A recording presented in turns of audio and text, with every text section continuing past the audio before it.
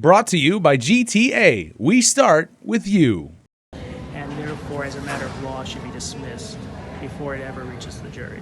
Defense counsel William Pohl argues that the government did not prove his client, Brandon Acosta, committed the multiple counts of aggravated murder and criminal sexual conduct felony offenses before the alleged victim, teenager Timicca Nauta, passed away.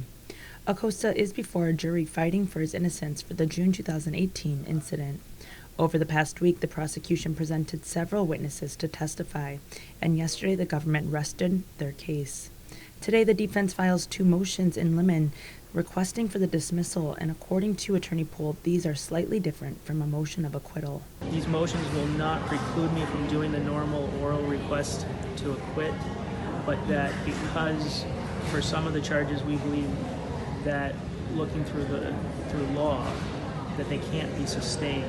According to court documents, the defense argues the government did not prove the time or penetration of the alleged rape, and further that a human being is defined under Guam law as being born and alive. Pohl states, quote, "The problem with these charges is that the government must prove that the victim was not only alive, but that the defendant had to touch her. Neither of these facts can be shown beyond a reasonable doubt," end quote.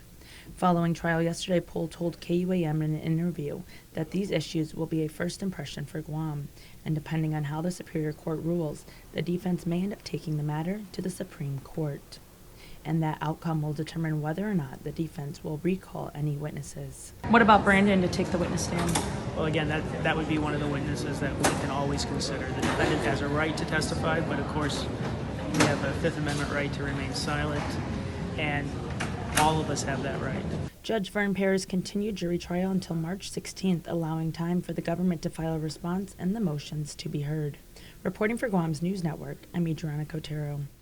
Brought to you by GTA. We start with you.